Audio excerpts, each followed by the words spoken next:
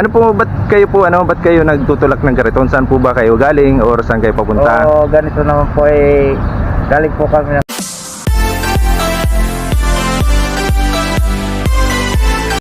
Ayan mga kairets, nandito po tayo ngayon sa San Fernando Camarines Sur. Dito po sa may simbahan. Kahapon po kasi may nakita ko sa may bandang Milaor na nagtutulak ng kariton. Binaba ko po sila para kausapin kung saan sila magpapalipas ng gabi.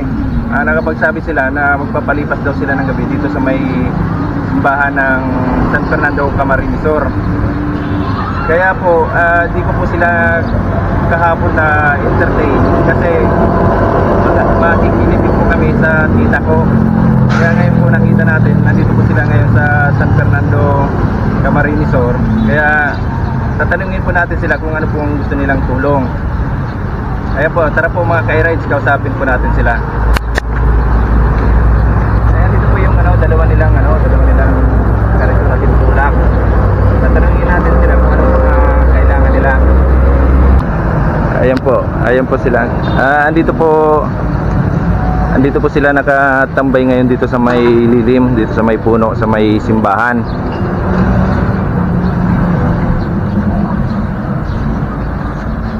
Hi kuya. Ako po pala si Alden. Ako po. Oo, kasi nakausap ko kayo kahapon. Opo. Nasabi ko babalikan ko kayo. Opo.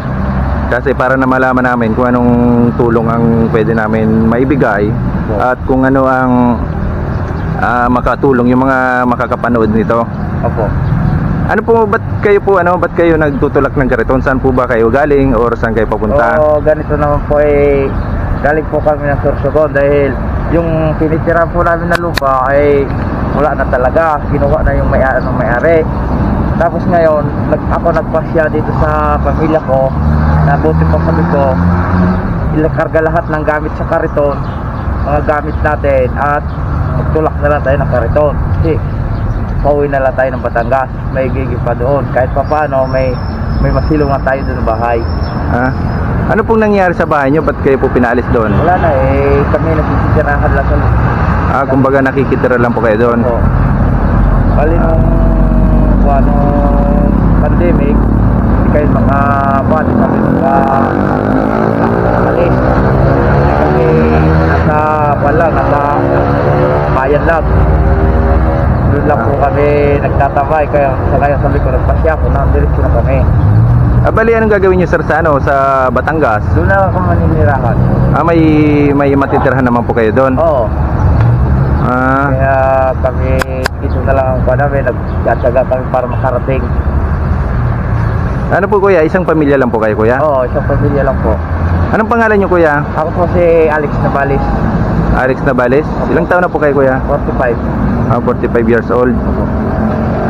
Bali, ano pong mga gusto ninyong tulong, mga ganyan po? Ako naman hindi po ako nagkukuha ng tulong kasi talagang kung ano man ang kaya na may tutulong niyo sa amin, depende po sa inyo na kuha. Kung anong pwede pong may tulong, kahit ano po, basta makatulong na po sa inyo. Opo. Kasi hindi mas pwedeng hilain niya ng truck dahil masisira ang panganap buhay ko sa Batangas.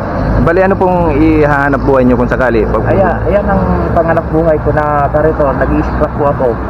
Kumbaga parang nangangalakal po, mga ganyan? Opo. Yan ang panganap buhay ko. Hindi ako kapagtrabaho na stroke na. Na-stroke po kayo? Opo. Bali, inabot na lang nasa siyam na taon na. 9 na stroke ka na. Mabuti po, yung mild stroke lang po. Opo. Ay, naka-recover po kayo? Naka-recover din ako na. Salamat po sa Diyos at naka-recover din kayo. Opo. Bali, sila po yung mga kasama ni Kuya. Bali, sino po sila Kuya? Ay po ang asawa ko na matama. Yung pang asawa nyo? Opo. Tapos sila po mag-asawa. Anak ko po sa una kong mag-asawa sila. Mag-asawa. Tapos yung pong maliit na bata, anak ko.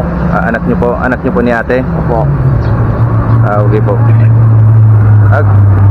Kuya, kung pwede naming babalikan na lang namin kayo kasi baka kung anong may kami tawag dito, may konting tulong kami ibibigay sa inyo.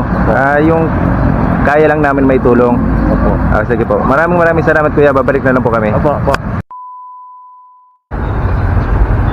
Kuya,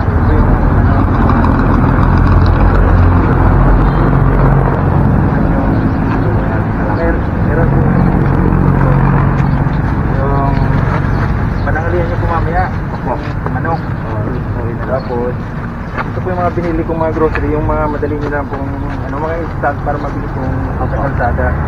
Sana po makatulong po ito kahit sa para na po makatulong sa inyo. Maraming salamat.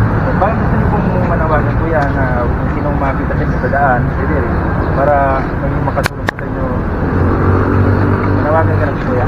Ganito po nakakita po sa amin ang kalagayan po namin. Sana ay naintindihan niyo lang po ang aming sura sa kalsada dahil kami ay malayo po ang aming tatakbuhin. Kami po ay galing sa Punas at Sorsogon. Sana sa mga nakikita sa amin sa mga ganitong dalpa namin, sana ay yung may abot man na kaunting galing sa puso. Maraming salamat po.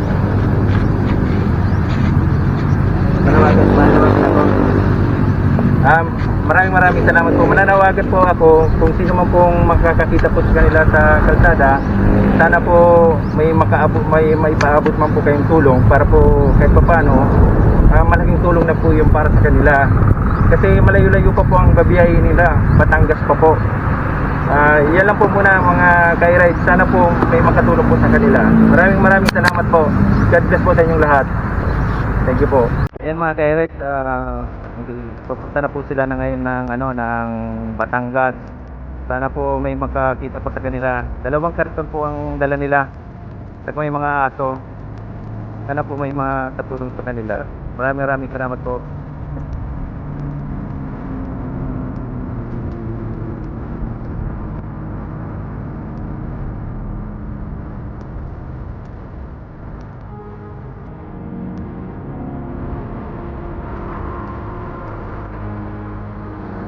Sir, ingat po kayo sir.